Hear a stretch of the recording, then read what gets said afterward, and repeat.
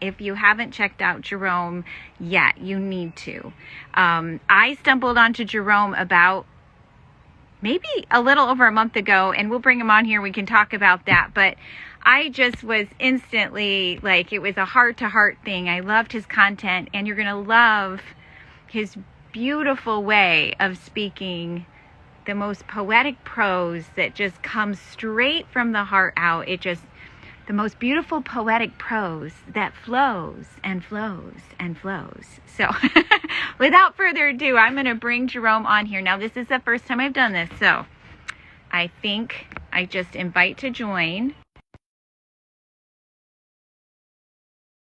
Jerome, and we will see if I am successful. I am. Yay! It happened! I did it! Can you hear me okay? I can hear you. Let me see. Yeah, can you hear me? I can. I'm outside, so I just wanted to make sure like outside noise wasn't too much. I just wanted to be outside for this. It just felt appropriate. You did it, Katrina. You did I it. did. And guess what?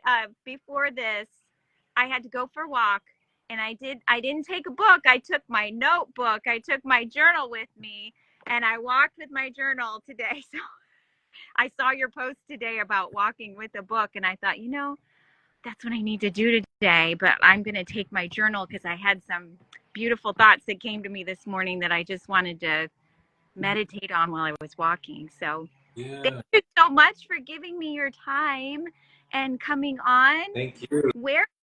Tell me where you're at. Yeah. So currently I'm in Hinesville. I'm in Georgia. Oh, okay. And I'm in Tennessee. So we're not too far from each other. Now, where are you normally? Because I've seen episodes where it seemed like you were in Texas, maybe. Yes. So I jump around from California, Texas, South Carolina. I've been to Tennessee in the past. I don't have very fond memories of Tennessee when I was there, but no, I was there in Tennessee years ago, many years ago. Okay. Well, you need to come back and create better memories of Tennessee. Okay. I should create better memories in What, Tennessee. I should. what part of Tennessee did you visit or were you at? So I was in a boarding school in Calhoun, Tennessee. So Okay. yeah, when I was younger, they put me in a boarding school there, and it was kind of way out in the boondocks. It's since shut down. Okay. So they had a lot of there were just a lot of things going on in that boarding school, and it's no longer. So they shut it down. But I was there for a little time. It's a good thing that it's shut down. Now, was that in Middle, East, or West Tennessee? I was in Calhoun, I Tennessee. know what part of Tennessee is that? If you're Tennessean, you always say, is it in the middle So part? it Is was it? it was near. I think it was near Chattanooga. I was Okay, I'm near Nashville, and Chattanooga is just south of us a little bit. okay. Okay. Okay. Gotcha. Okay. So it was there. Yeah, it was over Okay. there. Yeah. Definitely need to come back and make some better memories. Yes, I should. I should. Especially now that I know that there's Soul Family there. We have Soul Tribe. Family all over, and it's growing and growing and growing. It's such a beautiful thing, right? Yes. Well, anyway, I can, the whole boarding school. So my husband didn't go to a boarding school, but he had some issues as a teenager, and they were trying to send him to a place. He has a whole miraculous story about that because he could have been shipped off and he broke loose. I mean, we have quite a story. But anyways, a similar thing. We look back on that, and it was such a blessing he didn't end up there because the stories that came out later that was going on in that school that eventually has shut down for reasons like that, it would have been a very bad experience. So could have changed the trajectory of his life, forever. So Wow. Would you say that it also would have changed the trajectory of both of your lives together? I mean, who knows? I feel like it still could have come around somehow, but I mean, if there's so many, as I'm learning, there's so many potential paths to get to the same place. So I don't know that it would have messed that up completely. I don't know, but it definitely, he just looks back on it and is really thankful. He feels like, he was rescued from a potentially really difficult, awful situation. So And it is then shut down as well. So, anyways, I don't want to talk about that. I want to hear about Jerome Shaw. I want to know the man behind Jerome Shaw. I want to hear your story because I am fascinated by people's stories when I come across people who just resonate with my heart, and I see you. I love your poetic prose. I love how you convey your heart. I've watched so many of your interviews, and you are such an intense listener, and I draw that from you, and I'm just like, oh, to really pay attention with your heart, and your smile radiates, your light radiates. And then, I've gotten on your YouTube channel, and if y'all haven't checked out his YouTube channel, please go do that because you have so much content there. The chronic pages, where you're reading and sharing has just been, I am able to listen to a lot every day while I work. Mm. And so I have really enjoyed being able to listen to that, just get on the playlist and it goes through, and it's been wonderful. And then your Qigong practices, I'm not new to Qigong.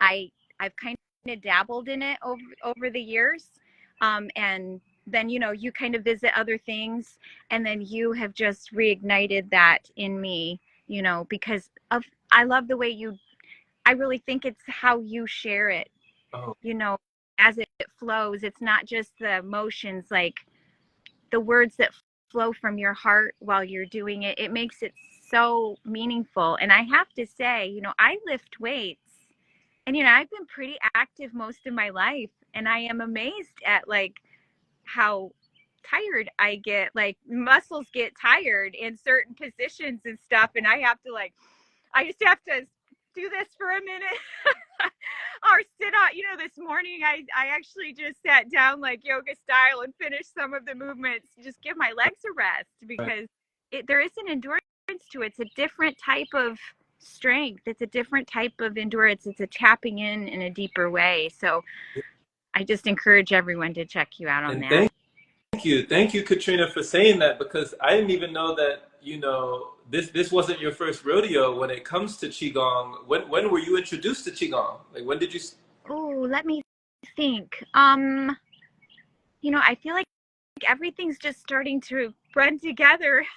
I would, if I had to guess, it's been at least 10 years, maybe a little more than that. I've been kind of on a natural health journey for a very long time, and Qigong kind of came into that, different, yoga practices. And of course, I've always walked and ran and, done maybe weights at different times and stuff. So um, it just really appealed to me. And I don't know, maybe it was my mother-in-law that had stumbled on it first, and it just spoke to me. And I had found a couple people on YouTube that I enjoyed, but it was just something where I didn't end up sticking with it long term, but it's kind of been coming back. So You seem very active. Like just, the general vibration that I get from you is just very energetic, very enthusiastic, very vibrant. You have a lot of vitality within you, and it's like coursing through you. It's almost like you don't know what to do with it all. It's like there's an abundance. It's there, abundant. there is there is definitely. I Before we got on, I had to just turn on some music out here and just dance around a little bit, just to kind of just try to bring it in a little bit. I mean, has it always been that way since childhood? I think to a certain extent, yes. But I think, oh, that's such a beautiful question. I think I've always been a little different that way. My older sister, actually, April, she nicknamed me Tinkerbell. And she used to sing to me a little Tinkerbell song. She's 7 years older than I am, so I was like her baby. She was such a good big sister, and she would sing to me that. And of course, it was kind of, she's always addressed me that way. And it wasn't until about, I don't know, maybe about 10 years ago, I started to like realize she really, I think, maybe channeled something and spoke. I started to like really own that, because I was like, I am Tinkerbell. I flutter around with my magic fairy dust, and I sprinkle on people. I drip on people everywhere I go. And most people enjoy it. Some people don't. That's okay. And so I feel like to a certain extent I have had a level of energy and joy, but it's definitely been cultivated, I think, through my spiritual journey. And the more you let go, the more has flowed out, the more I feel this. It hasn't, I don't feel like my energy has necessarily come because of physical. It's become because of the spiritual journey I've been on. And so while maybe I haven't always done Qigong or yoga or these things that I know are beautiful cultivators of Qi, right? It's been a deep spiritual practice that I have to believe has really cultivated that in me as well. Um, Okay. yeah, that's such a place where I just feel so free and Yeah. light. It's better and better and better and better. So, That's beautiful. That is so yeah. beautiful. If she called you Tinkerbell, then who would you say is Peter Pan? Oh, I guess it has to be my beloved Barry, my beloved husband. You know, I never thought about Peter Pan. It is. It truly is. It truly is. So he's flying now more too, you know, and it's been a beautiful thing. I'm like I want to flow into, but then I'm like, I'm here to interview you, Jerome, and you're turning the cards on me. I want to hear about you, and then we'll get on and you can hear more about me. Of course, of course. I mean, I'm fascinated as well because, like I told you earlier, Katrina, Yeah. when I seen you going live again, and you were reading, from Hilton Hotima again, and Yeah. you did the same the other day, you did the same the other day, you did the same the other day, and then I went back. I looked through you because I was like, this girl, like this lady is consistent. She is so consistent. Like she's inspiring me. She's firing me up. She's Oh, motivating. So I went back in your Rolodex, in your posts. yeah. I saw that you started in like February, it was like just recently, Mm, but then it was like you hit the ground running. You've been doing this consistently for like months now. So I was like, whoa, she's just day after day after day just giving us all this information. I was like, where is this vibration coming from? yeah. So that's why I've I asked. been welling up in my soul for so long. Yeah. And, even, jumping on and starting this whole Instagram thing, I see like weird hairs. Anyways, um, it's been cultivating, and I actually, I gotta think of how to word this. So I feel like it's been welling up in me for my lifetime, but I didn't quite know what it was. And I've expressed this in lots of different ways, in private ways, in different, divine conversations, and but it's just been really, I think, in the last year where I had kind of gone dormant and quiet for a while. I was involved in some in I don't know if anyone's heard of doTERRA, but essential oils, and I was sharing with that as a business for many, many years. So I was familiar with being online per se, but what always oozed out of all that was not selling. It just, this always oozed out because this is my heart, like this is my soul. And I was just sharing the passion. I was making the connection with, nature and nature healing. My son had a brain tumor when he was 6, and we dealt with issues ongoing of, seizure activity and that. So as a mama, I had always been looking for natural options. And so, that led me down that path. And I was in that for many, many years. And then I just kind of hit a wall. I love the company, I love all that, but I just realized there was more I felt in my soul beyond that. And I just kind of went dormant for a while.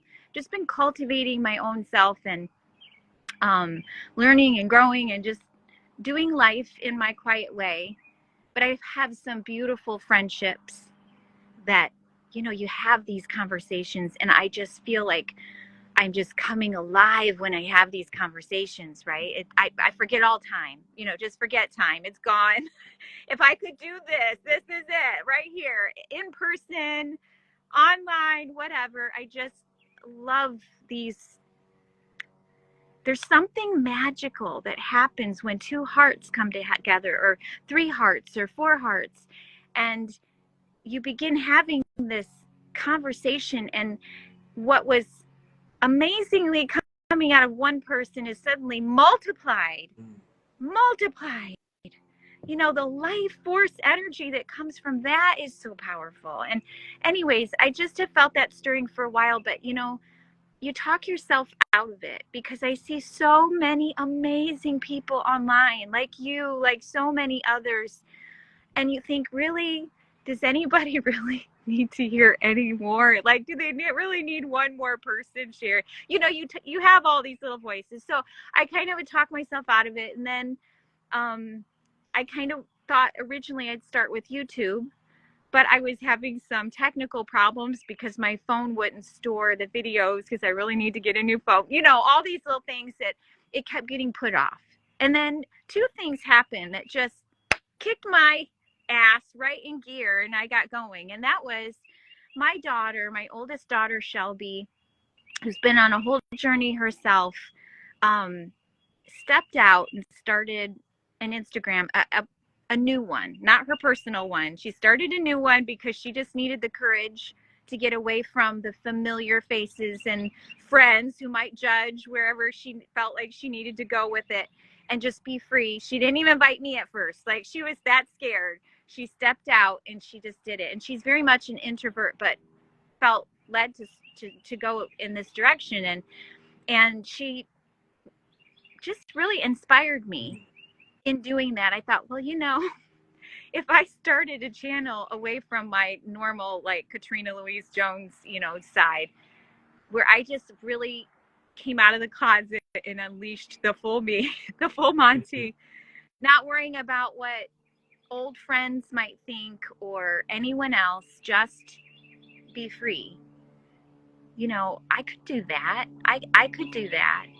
And, you know, I also have been encouraging my husband for several years. My daughter had been encouraging him to get on YouTube, because he's written several books. He's got a whole curriculum. He's a history teacher, and his emphasis has been on the JFK assassination for 25, 30 years. Like, he's just been obsessed with it.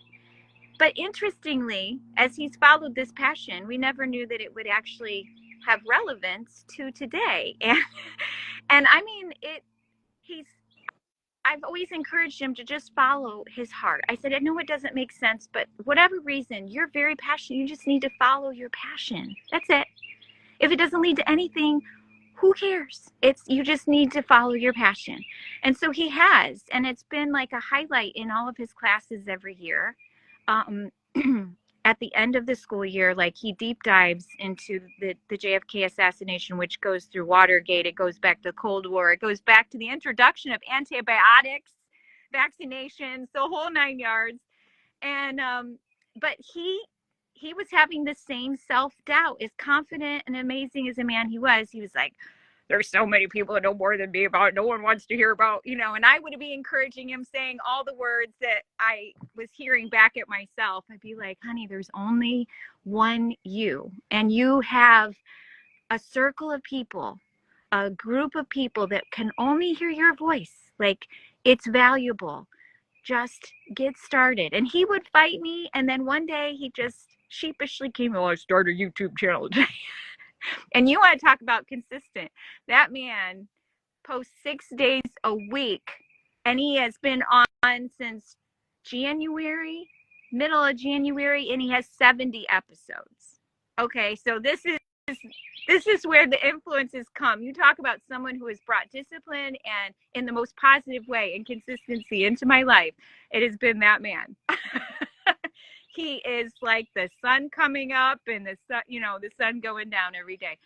So those two people right there in my own circle, I was encouraging, and yet I was feeling the same doubt that they were feeling. And Shelby was listening to a lady one day while I was there, and the lady had said, you know, to start imperfectly, it's not about perfection.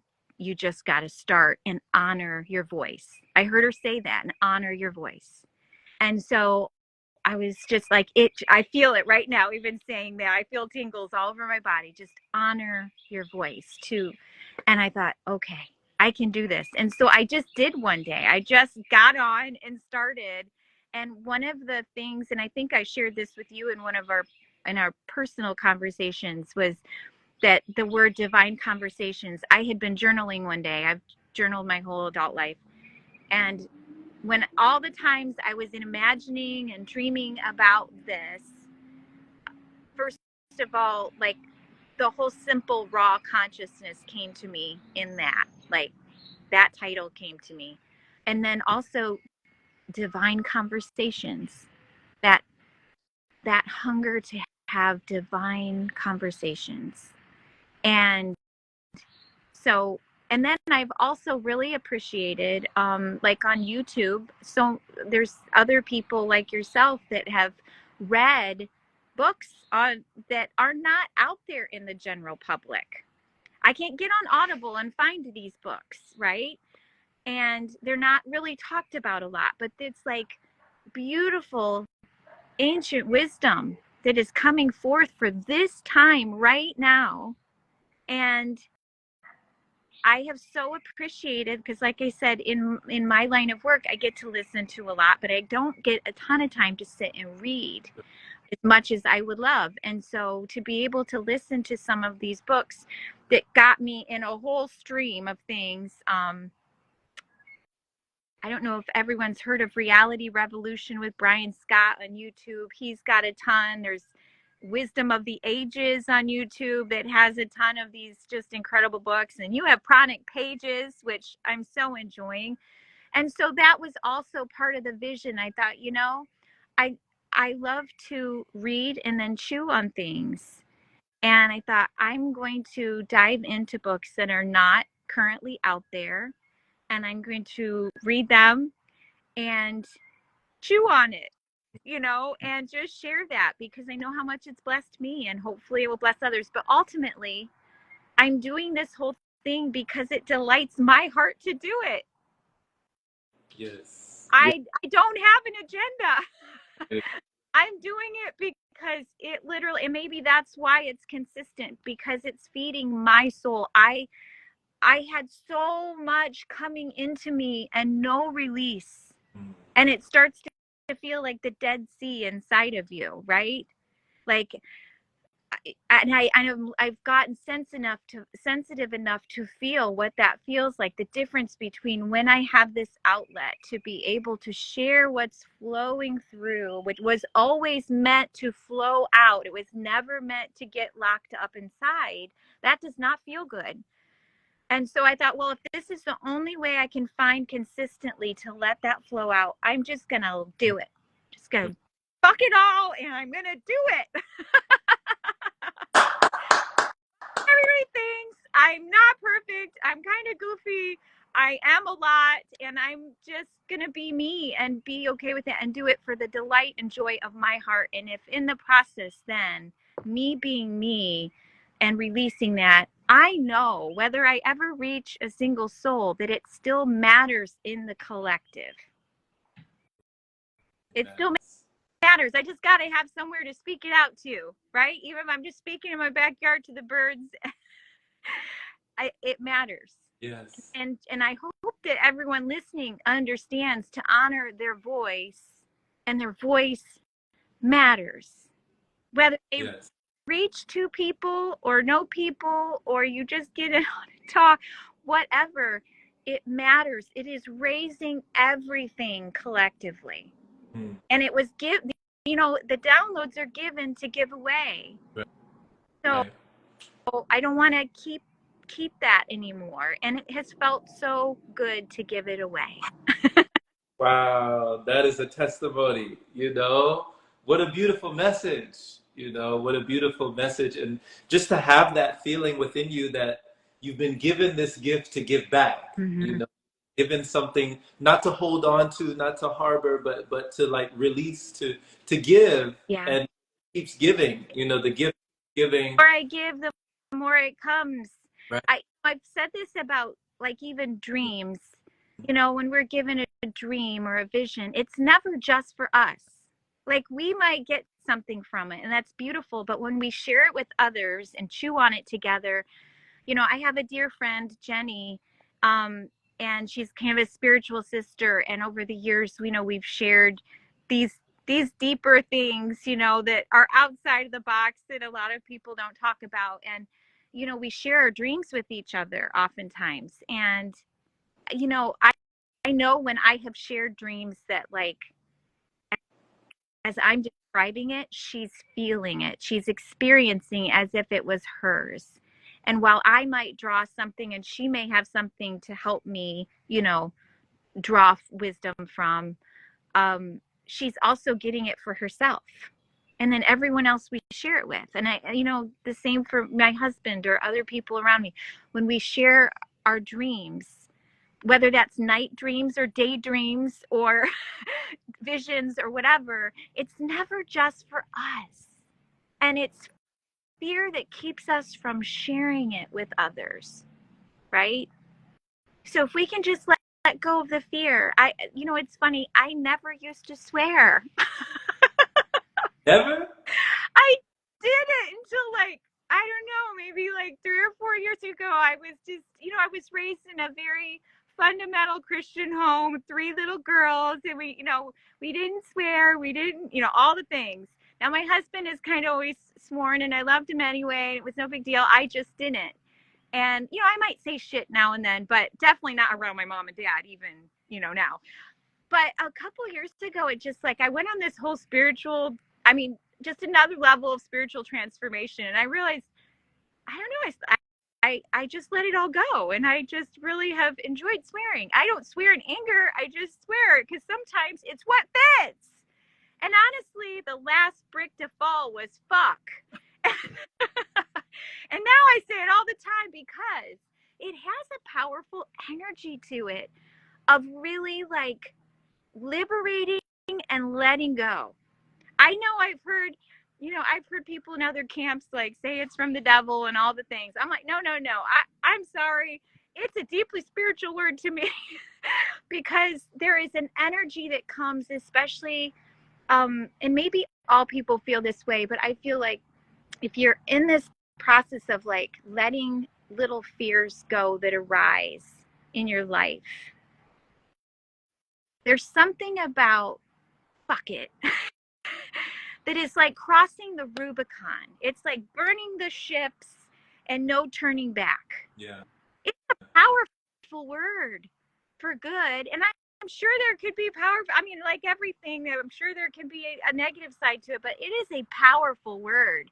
And it has just liberated me on so many levels. And so I really like have embraced it. So sorry if it, no, I'm not sorry. I'm not even sorry. If it offends people, you know, deal with it. No, I mean, you see what they said down here, you know, Alchemy Emily, you see what Emily said, No, right? I didn't see it. What did she say?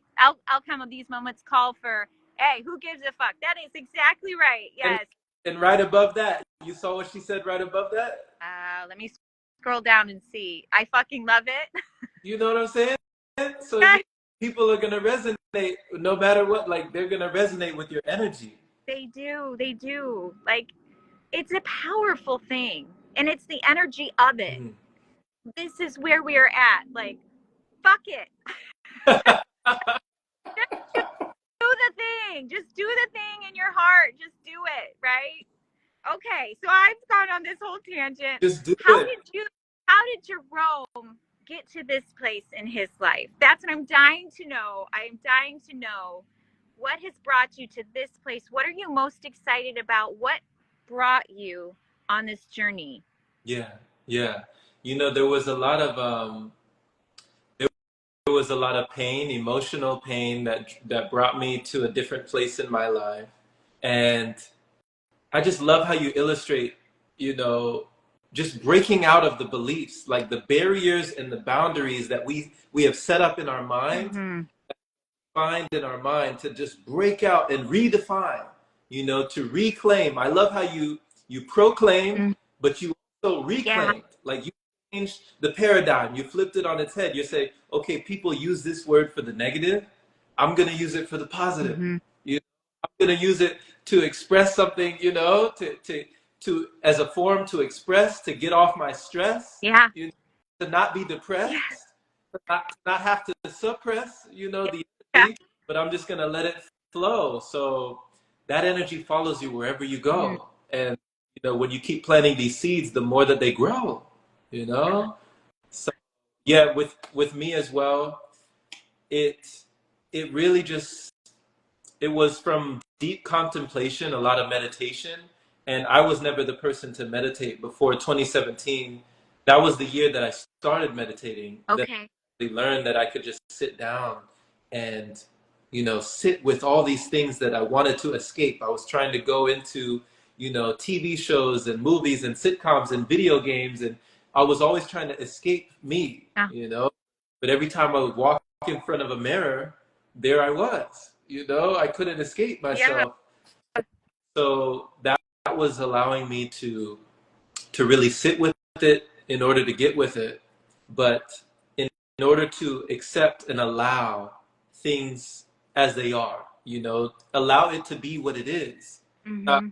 not what I wanted it to be. Because a lot of my suffering, I think, came with expectations that I placed on myself, that I placed on other people, that I placed on situations and circumstances that I didn't have control over. It was a lack of control, but I had to surrender that. I had to surrender that control in order to move further. So there was a group of individuals that I met in California. They're the ones that taught me a lot of these things. So from them, I slowly started to learn. My world started to open up. That's when I first heard the terms liquidarian, breatharian. That's when, right around there, that's when I first learned about different forms of therapy, Orin therapy, different practices, different books. That's when I started reading Hilton Hotima, Mm-hmm. Higher Consciousness. That's when I read Yeah. that. And that's when I found people, leaders like Ellie Tom, people like Shayna Dean, people like, Ray Mayor, and all of these people that were already doing things. But just like yourself, they must have faced that imposter syndrome. But Mm-hmm. goodness that they put themselves out for me to find them. Yes. I'm privileged to be able to do the same, but it was from somebody else that had already came. Mm-hmm. Yes. I've thought about that so many times. I've sat with so much gratitude because whenever I think I've come a long way, or I'm, I don't know, I just sit there with so much gratitude of like something that I think is just so phenomenal that I just got. Like I just received this like incredible, and you think, oh my gosh, this is so incredible. And I realized that there were all these people like 100 years ago, 200 years ago. I'm standing on their shoulders. They shared and they gave of themselves in times when it was way harder than it is now because hearts weren't as receptive, and they had to just put it out there and then leave this planet not knowing I'm sure that they knew. I know that spiritually they knew, but I'm just so humbled by like the Bible says that we're surrounded by such a great cloud of witnesses. And I think about that all the time. I'm learning to relearn. I'm re-seeing a lot of what I was taught, but it comes back to me here and there, and I see it from a completely different angle. And so just seeing that we truly are. I mean, they're in us, right? They're in us. But in this on this realm, we see it outside of us, but we are surrounded by so much love and support. I've sat and just wept thinking about, like, I can't even name all the love and support of beings and those that have gone before us that are literally they're in us. But if you want to think about, they're not in their physical body maybe, but they're right here and they are present. And oh, it's such a beautiful thing, and we are being that for someone else. Exactly. Exactly. Yeah. Ah, And you never know who that is. That's no. another of the beautiful things is like you making the choice to honor your voice and give us the full Monty, as you say. Give us content, you know, the full Katrina, the full everything, like giving it to us. You never know whose lives you are affecting, and you never know how someone might be connecting. You know. Mhm. Oh, that's so beautiful. I love it when you rhyme. I do. I love it so much. I'm telling you, Jerome is on my shoulder all the time. I'm walking along, or I'm cleaning the house, or I'm doing something, and I'm like, I just hear the little rhyme going on, and I'm just like, oh, that's so beautiful. Because it's, when you rhyme these things, it sinks deeper into the heart. Mm. Have you always had that gift of poetic prose, or has that been something that's come about as you've developed your spiritual journey? Great question. You know, I really don't get this question a lot, but it causes me to reflect on when I was coming up in middle school.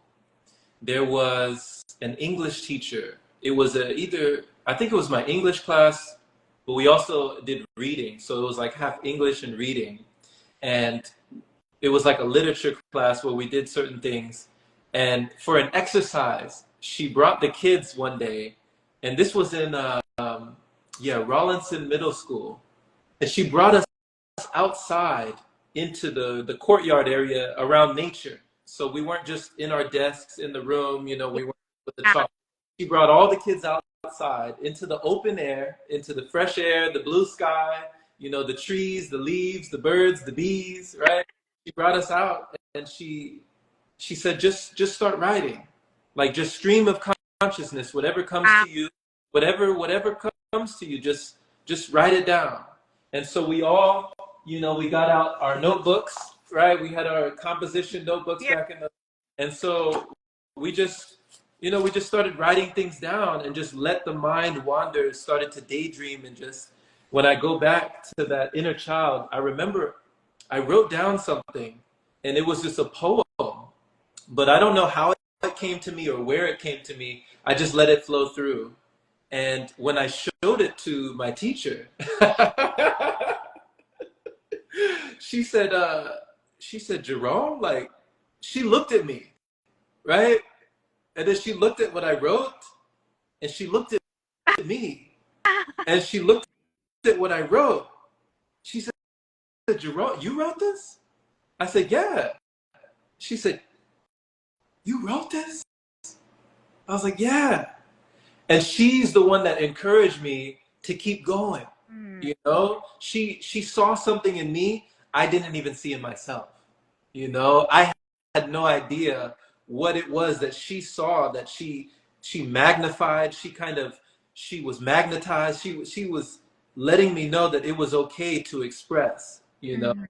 and that actually it was beautiful. I didn't even know that. No, and she also gave you a tool to know Yeah. how to cultivate it. Right. Right. Exactly. Oh, I the whole journaling thing is so powerful, and you have just inspired me to go to the park and journal. Like, I have my cozy quiet corner. I have my In the summertime, I'm always out in my garden, and that's where I spend my quiet time. But in the wintertime, I'm in the house. But I never, as I'm detaching more and more from, I have to exercise, and do the thing, and the nutritional myth, and just letting it all go. I realize as I'm walking more barefoot in the woods, running barefoot in the woods, and just really, like you said, channeling the inner child, like just being completely free, just going into the woods try it, guys. If you've not gone into the woods and taken your shoes off and just remembered being a child again, there's something absolute. It's total freedom. It's just beautiful. And I found myself just a couple weeks ago as I was doing that, and just, the thoughts, I do get such downloads when I'm out there.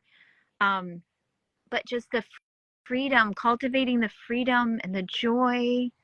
And it's just so incredible, so incredible. Just that flow that happens when you're out there and you're touching the ground, but you're being as a little child, and also I had the thought one day, because if you're running barefoot for the first couple times, you're not running hard. You're kind of tiptoeing a little bit, right?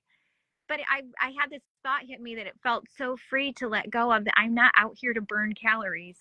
I'm not out here even thinking about any of that. I'm out here because I had a craving, a little craving to be with my nature friends and wisdom and life, and to just be. And I can let all of that go. There's no worry about it anymore. Um, it's so freeing. It's Yeah. freeing to let all of that go. And so it allowed me to fully embrace not timing. I've never timed myself, but you know, when you're out to run or you're out to exercise because you're trying to like build muscle and, you know, burn calories and all the things, you don't stop and take the time to journal. You don't stop and take the time to sit on a log quietly. Those feel like wastes of time, or those feel like nothing, you know, that's not really helpful. When those are actually the most important thing, and you've been sold a bill of goods. And I'm finding that freedom more and more and more when I'm in the woods. I just rhymed. It's catching. It's catching. It's catching. Hey, you I see, love it. I you actually found myself like being in the woods for like 2 hours, 3 hours, or, you know, actually taking the time to sit a little bit more and stroll and take it in. And that's new for me. Like that's new. And now you've inspired me to like take my journal and just sit like your teacher taught you to do, and just let whatever flow. I do that in my quiet time in the morning, but I've never gone out to the woods and done it. And I wonder how different that might be. yeah. So, Let me know. Let me know how different it is, and what you come up with intuitively. Because I love how you say, "Don't get sold a bill of goods. Feel the wisdom of the yeah, woods." yeah. Right? That, gotta remember that one. That was good. And My that first rhyme with Jerome. and where did that come from? That It just came came from. up. It just came up because I feel free to just let it flow. Right. And I wasn't even thinking about it. I was getting out of this Mm. from here. And the conversation between us is cultivating that, right? So how beautiful. And just the power of the pen too. I started journaling, probably it's been 30 years for me. Okay? And it was crisis of life that sent me into that for sure. I dealt with, well, I ran off and got married when I was 17. Okay. And he was just turning 19. And we went through some serious issues, okay, over the years. It was hard. And I found myself at one point dealing with anorexia and bulimia, and just trying to fix my marriage by thinking that if I was skinnier, I was this, it would fit. I was just like, I was young and we were facing very difficult things. And I had been taught how to be a good little wife from my mom, who was a very loving stay-at-home mom in a Christian home. And so I was trying all the things and none of it was working. And I just found myself spiraling down, and I got lost in this world of anorexia and bulimia and all of that. And while I had always had a tender heart to spiritual things, it was kind of what the church had taught me. It wasn't a deeper thing that was personal to me. Like, my first word was Jesus. It wasn't daddy or mama. I I've always had a very tender heart towards spiritual things. And and but when you're raised in a church or religious situation, you learn the the do's and the don'ts and the shoulds and the shouldn'ts, and you learn all these things. Um and the sincerity of my heart of spiritual was there, but the depth and wisdom was not yet cultivated in my life, that it was my own and that I really understood it. And so so I was looking to other things to try to fix our situation that I was in rather than going inside. Okay. And it was getting me to the point where, I was in a pretty dark place. And then our marriage just kind of fell apart really bad. It needed to. It needed to just blow up because we had a lot of lies, a lot of junk that just needed to get blown up. And we needed to pull the scabs off and like get real, get raw, get real, right? And be truthful and honest and all that kind of stuff. So I'm not going to go too deep into that because that can be another whole story. But on that journey, I just say I had we went through a miraculous kind of restoration of our marriage after being separated for a little while. And in that process, something got ignited in me because I was in a desperate situation and I was desperately seeking an answer. And it got me digging. At that time, the only book I really read or knew was the Bible. I've, since like got lots of wisdom that I can draw from, but that was the only thing I knew at the time that I could go to. And I wasn't listening. I tuned out everybody. I was just looking for this answer that I was seeking in my heart. And my parents had got me a couple books while Barry and I were separated, like codependency kind of books and, trying to heal. But I got my first journal. And I was just writing down. No one told me to. I had a notebook because I just learn better if I can write things down so that's really where it started so innocently. I just started writing down things in that book that stood out to me. And as I was in the Bible, I was being led to things I'd never seen before. People call it reading the white. Instead of just the black and white little words, the spirit of it was speaking to me, and I was seeing beyond what the letter of the law was, the letter of religion was teaching, and I was reading the white. And it was, I was getting little insights then. And that just was the baby step. No one really told me to do that. I just started doing it. And then that just continued to multiply. And I got so much from that it started the beginnings of a consistent quiet time in the morning. It grew more, but that was kind of the beginnings of it. And then later on, it was some other issues that went on. And that started to be my place of it. Looking back on it, it was meditation. It's like what you learned in 2017, where you began to sit with yourself quietly in meditation. Now, in the church that I was raised in, even though the word meditation is in the Bible, it was demonized. Like that was something like, that's bad, that's evil, that's from the devil, even though it's in the Bible, but we won't go there. But I realized it doesn't matter what they said. If it's real and it's truth, it's going to come, right? So that's really the beginnings of the journaling, and it just continued to grow and grow. And honestly, the journaling and that quiet time became my life, like my breath, my food. It got me through so much, and it enlightened. And I've since come to understand, just even in the last couple years, just the understanding that when we take this pen, this is physical. We can see this, right? This is a physical, tangible thing.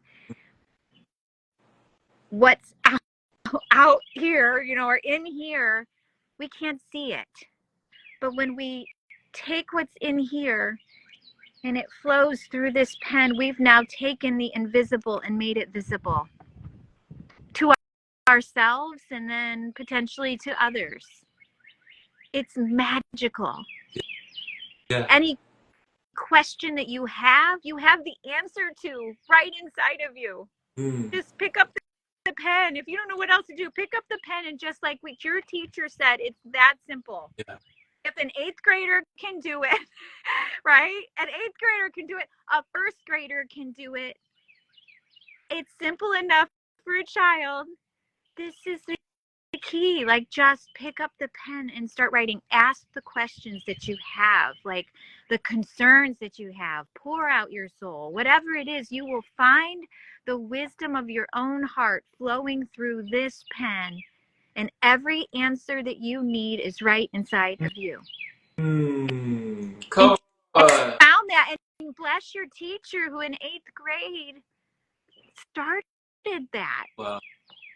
Wow. Blessings. This is, oh man, you're hitting home right now. So this is the magic wand. It is the magic wand. This is how you go beyond. It is. This is how you go beyond. Because,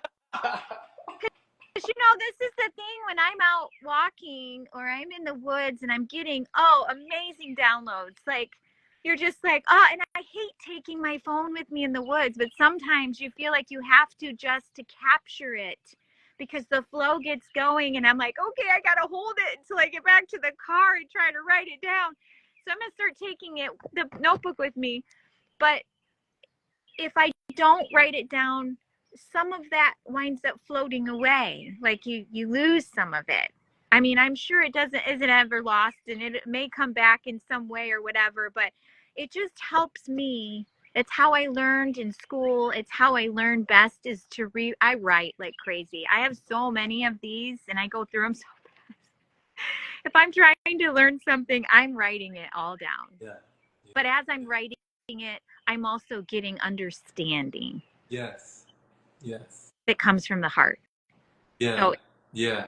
So powerful. It is. It really is. And I love how you go out of the head space, you get back into the heart space, come to that place of understanding. Because I think it's something different to hear something, to know something, but to understand it, it's so much more. So I really enjoy your process, the way that you do these things intuitively, and how journaling has helped you over 3 decades. You said for 3 decades you've been journaling, and that it's still growing. You're still going, And like I said, it's been the thing that I go to no matter what I'm going through. Right. And it helps me see beyond the circumstances. Yes. All have circumstances that we can get very caught up in, and Paul Selig's group, they call it the upper room, and I thought that was such a great picture, going to the upper room, and I've shared on my channel before, Suzanne Giesman, she has this beautiful acronym, Bless Me.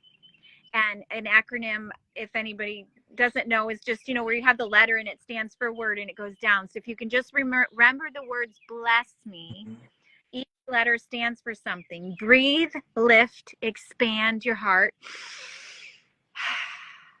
And the first S is surrender.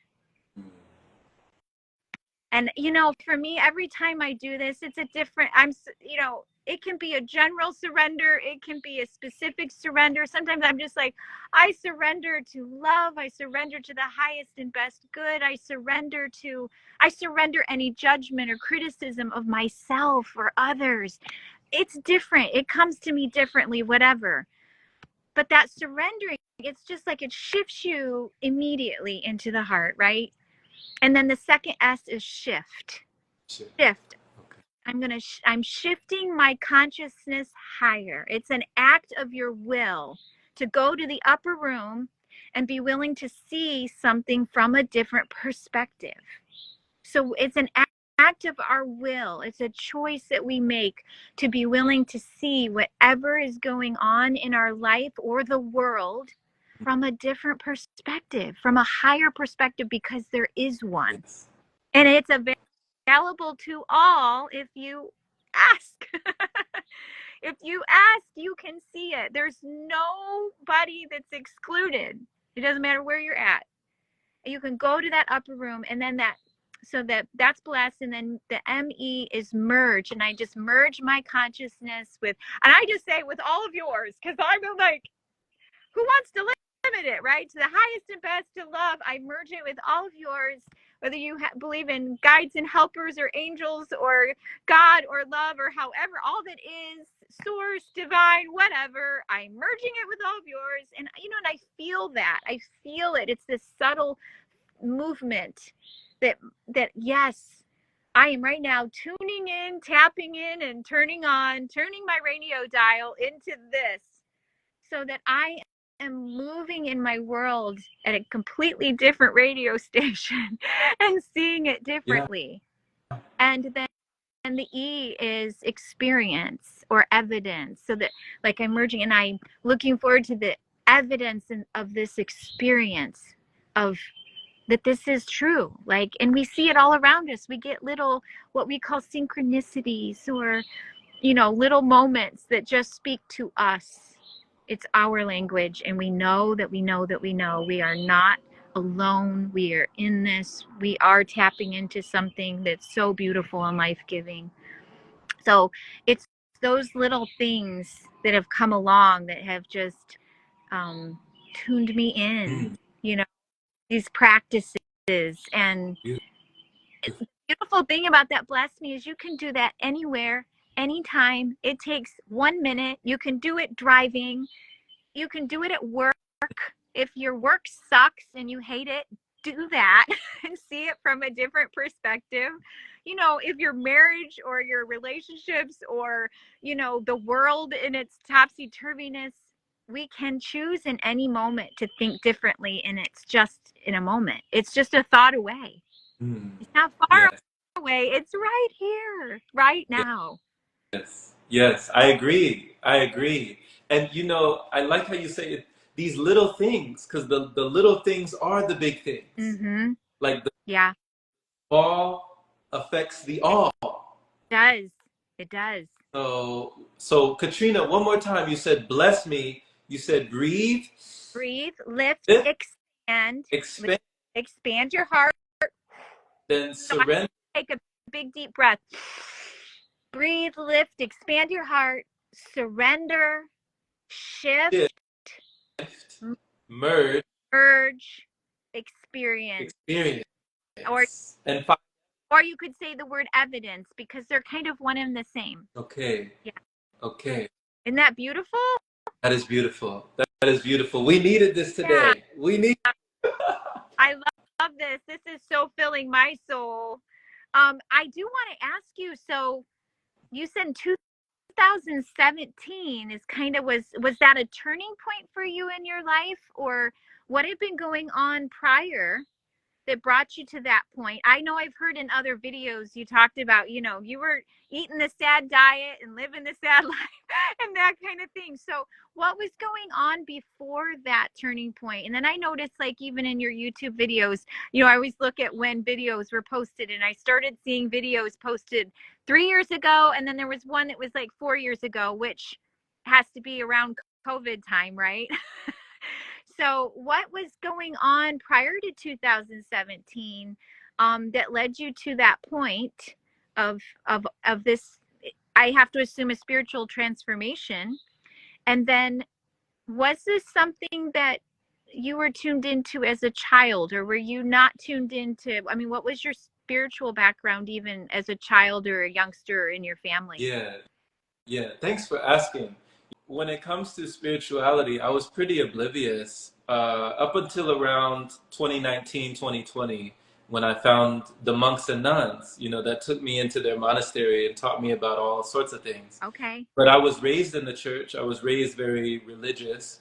So on my mom's side of the family, we were Seventh-day Adventists. Oh, So we would go to church on Saturdays. On my dad's side of the family, we would just, regular Christian, go to church on Sundays. yeah. And I was eating everything that the churchgoers were eating. I was eating You everything had that. dreams going on there, I know. Yeah, I mean, Seventh, very clean, right?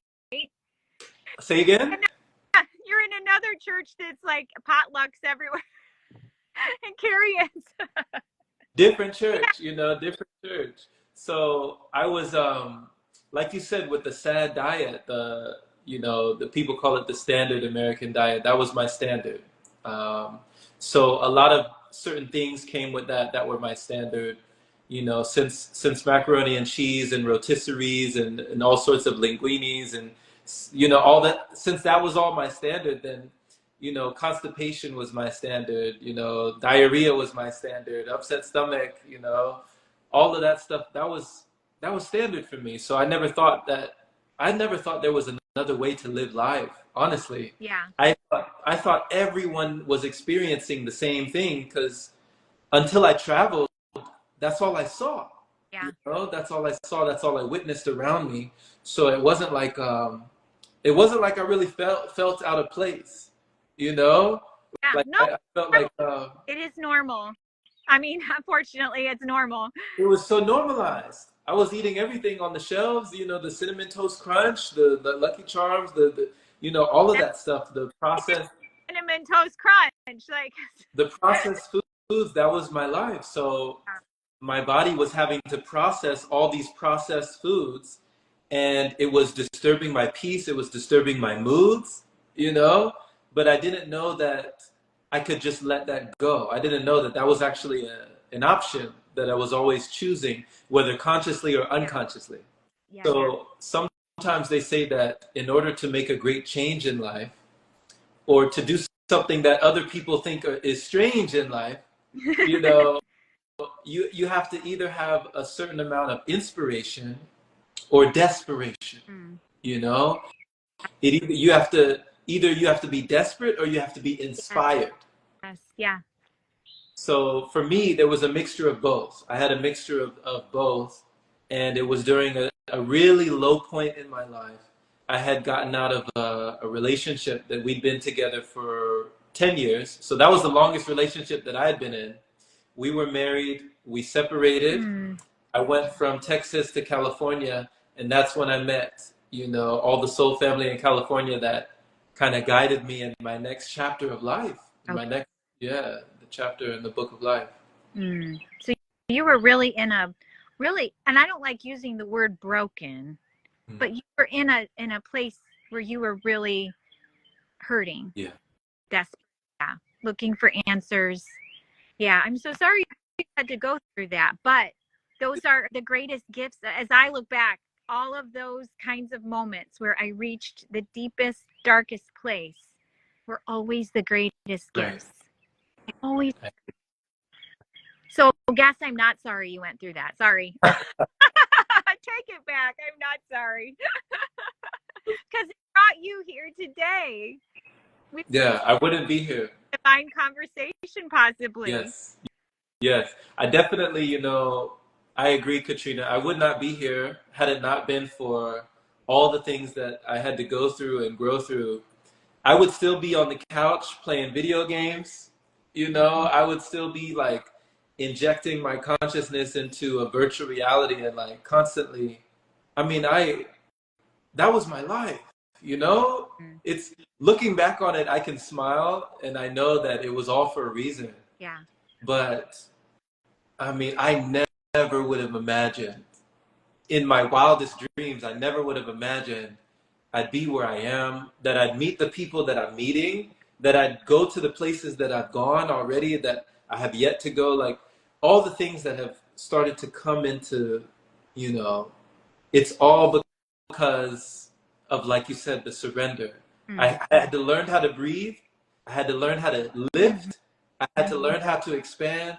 I had to learn how to surrender. I had to learn how to shift. I had to learn how to merge. I had to learn how to express and experience and find evidence of all these things that had already been occurring.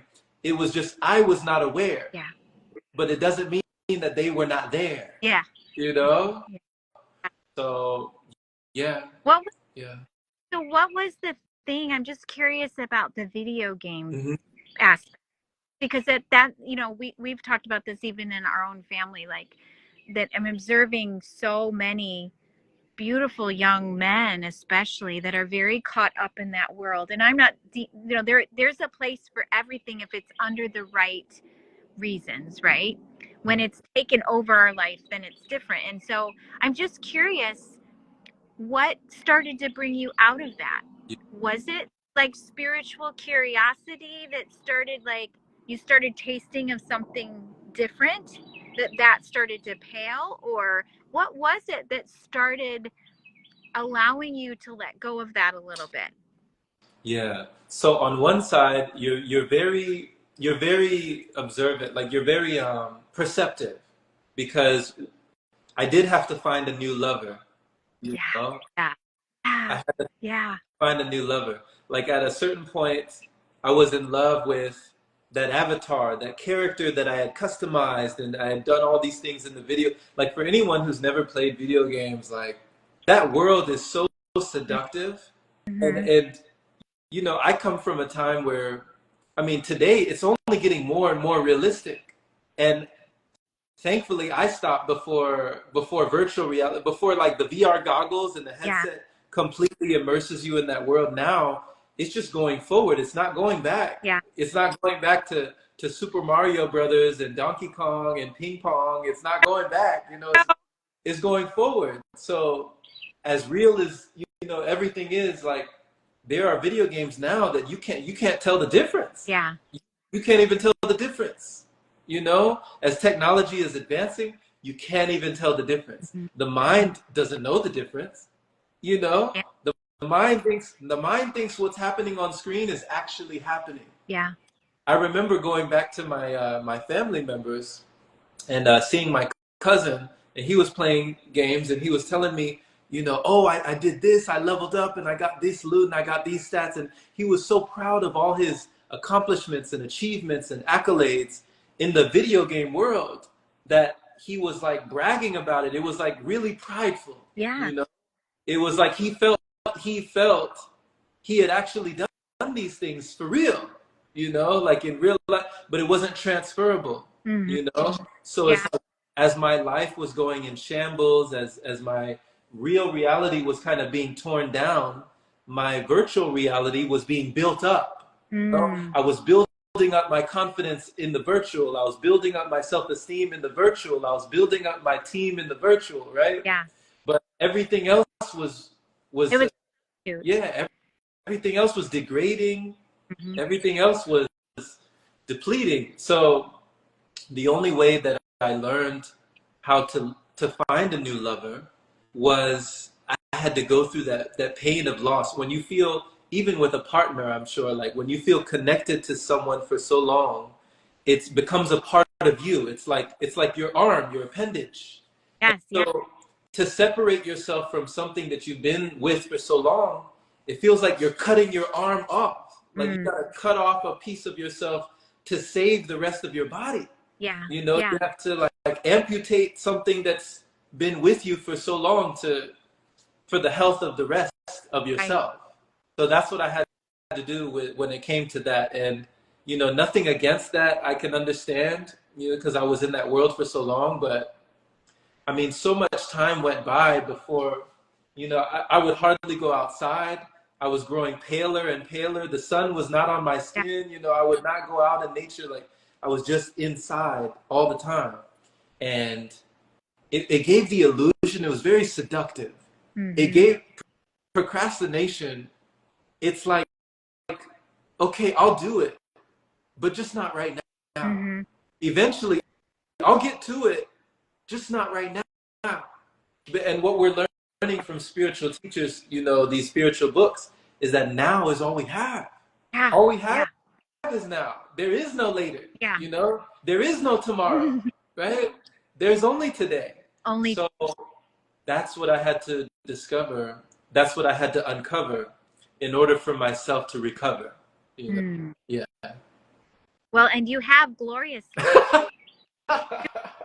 You have gloriously, and you know what? That's so inspiring to so many, because I'm sure of all the people that have joined us today, and I'm so grateful for all those that have joined us in this divine conversation, that we have people in our lives that we care for and we love, and we see them lost in that, and it's heartbreaking, Yeah. you know, but it's so inspiring to know it can change. Yes. Like, and it changes as we change ourselves. Right.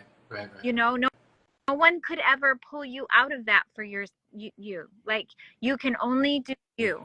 And it reminds me that one of the things that I learned in my marriage, in that, that's similar to this, is that and it's a great spiritual principle I hear others talk about all the time. Like, I had to stop trying to fix him, thinking I could fix him, and I had to do me. I had to work on me.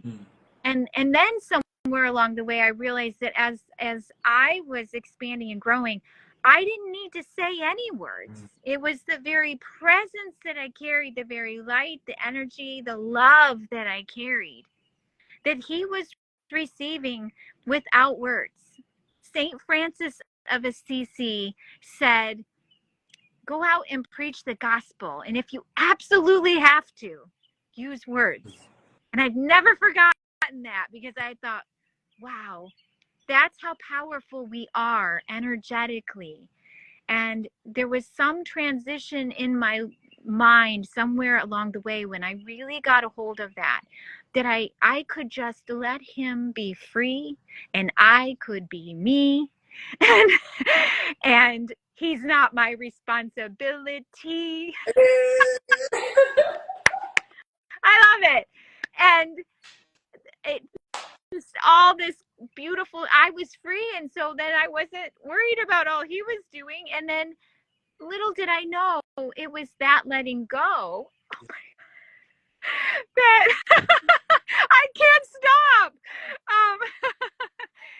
Little did I know that letting go was actually the best thing that I could ever do, because it was the very thing I desired was actually happening little by little. And I realized that even in our intimate times, like, I was way more powerful in my energy, and I had a very conscious understanding that I was giving that to him. And oh my goodness, I'm just marvel. I literally went for a walk this morning just marveling at the man and the relationship that we have now, that I hoped, but I didn't know could be possible. But that, I hope, gives other people hope around them, that, whether it's video games or it's something else, there's so many things that can interfere with drawing us away from that relationship. There's so many things. And ultimately, it's not about the other person. Truly, what you discovered, you had to reconnect with your own true self, your own higher self, with God in you. So it couldn't be about a spouse or a relationship. You had to reconnect to you. And everything was a distraction. Now that, everything else was a substitution and a distraction for something so great that you had no idea was inside of you. Something so magnificent, such a treasure that was inside of you that you could experience. And now you look at video games and you're like, there's no comparison. Is there any comparison to what you experience and feel and flow in on a daily basis? Is there any comparison to that? Could a video game ever compete with that? No. Not the way I see it. No, not the way I see it now. No. So, and then, the beautiful thing is that when we rediscover ourselves, then all the other things begin to come too. Right. But until you get this part right, you're never going to get all this part. It's just going to be a mess. It's going to be a shit storm, right? And I have experienced the shit storms. I saw my daughter on here. I don't know if she's still on or not, but she can attest there were definitely some shit storms. Shelby Elizabeth McAuliffe, I think, is on here. Yes, she's my oldest daughter. I have 4 kids, and she's my oldest. And she has a channel too, and she's an amazing young woman. Shout out to Shelby. Yeah. Shout out to Shelby. Yeah. So anyways, well, we could go on literally. I think we may have to just come on periodically and have these divine explosions, because that's what it has felt like, a divine explosion And we've rained all over anyone who ends up listening, and we've rained all over the collective. It's been glorious. And so I would love to do this again with you sometime, but we probably, for the sake of others, better wrap it up. And I know you probably have things to get to. This has been amazing. This has been amazing. Thank you for this. Thank you so much for coming on and being willing, like your open heart, like when we started conversing just a couple weeks ago, and you were going to have just a phone call with me today, and it turned into this. But I just felt that ease and that open heart with you. And so I just, was thinking the other day, you know what? I just need to ask Jerome. I bet he would be willing to be my first interview on my first episode of Divine Conversations. And sure enough, you were just, I appreciate your response. It made me feel so good that you were so overjoyed to do it. So thank you so much for giving me your time, your heart, and sharing with us. And thank you to everybody who joined us today. And I'm looking forward to many more consistent times. First of many. This is the first of many. Yeah. Thank you. Blessings to everyone, and blessings to you, Jerome. And look forward to connecting with you more. Stay in touch, okay? Right. Okay. Bye-bye.